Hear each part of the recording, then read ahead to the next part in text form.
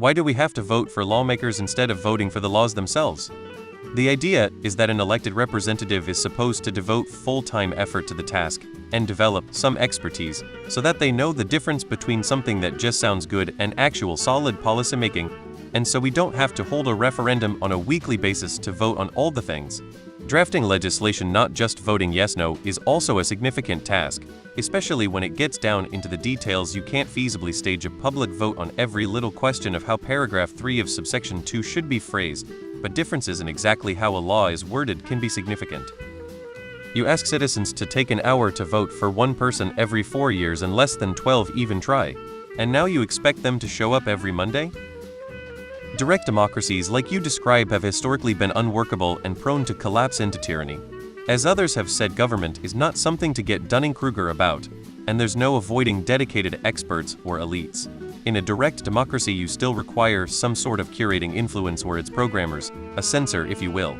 We can make it more democratic, but there's some ineffable limit. Do you have time to research policy, meet with affected constituencies on both sides of the issue in order to make an informed vote?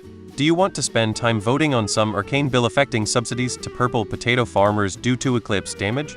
And who proposes bills and narrows down the ones that make sense, are viable enough to put to a vote, etc.? It's much more efficient to delegate responsibility to professional lawmakers. I'm not familiar with politics exactly. You have literally no idea what you're doing when it comes to law. Why would you then expect to vote on individual laws? Even if you were to put in the effort and read up on the topic, you'd have to do that dozens, if not hundreds of times every year. Even the most diligent will call it quits after a couple of weeks. Okay, so tell us, what are your thoughts on SB 210, the proposed change to 54 U.S.C. 195, Section C, Paragraph 2, which changes the word shall to may? Yeah, that's what I thought. A little under half the voters thought it would be a good idea to put Donald Trump in the White House. You want them making laws? Because there are so many laws, we would be forever voting. We elect people to represent our interests when making the laws. At least in theory. And do you trust all your neighbors to be educated in all the subtleties of the laws that lawmakers work on? However, in some places, such as my state, we do occasionally vote on laws via the citizen initiative process, and we always vote on new or increased taxes.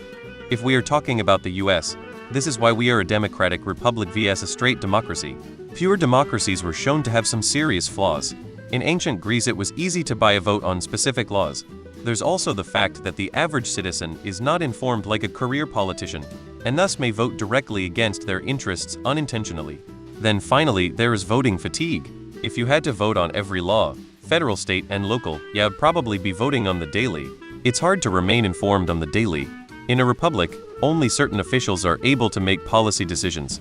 These policy makers were not elected by the general populace, but instead by the elite class, and you can bet there were some real issues with this one. Rome contended with strikes, rebellions, and war because of the lack of representation of the lower foreign working class. In a democratic republic, the entire population votes for an elected official. After a person is voted in, the public largely relies on the official's expertise to handle the details. There are of course also detractions to this style, namely when your chosen candidate lies about a stance, but there's detractions to anything. You really think people are going to read the bills themselves and get a full understanding on it to then vote on it?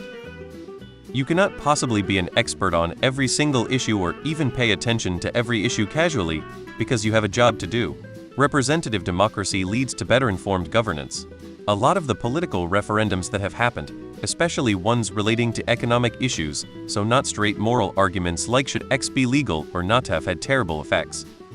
I can only speak for myself, but I wouldn't feel comfortable making decisions on everything. My wheelhouse is mental health, but I know nothing about farming, manufacturing, trade policy, etc. Pure democracy often results in mob rule, or where one minority who is really passionate about their issue will win out against a majority who rests on their laurels. California is one of the most LGBT-friendly places not just in the US, but in the world. It is also the only state to have banned same-sex marriage twice by popular vote. Give the public a direct vote on an issue, what do you get? Brexit. Take the example of California's proposition process. It is already badly abused by different special interest groups who create incredibly misleading campaigns and/or questions.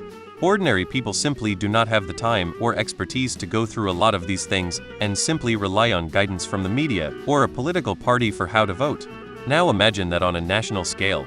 People simply cannot make an informed decision on individual laws. Let's face it, most can't even make an informed decision about political candidates as well. Because most people can't take the time to understand the larger implications of laws, and neither would we want to. If everyone get to vote every laws, you get Brexit. The mass is ignorant and easy to manipulate. In theory, we vote for more informed people to make more informed decision for us. Not the answer you were looking for, but the answer you need: https://uju.bqfgcqbe tax se equals ft26pd8 ami 5 IDs. In many cases we do vote on the laws. This is done state by state where a measure is put on the ballot for citizens to vote on. Proposition 13 is a famous one. https://n.wikipedia.org wiki 1978 California Proposition 13. Artifact of when it was logistically impossible. Founding fathers would be all about it today.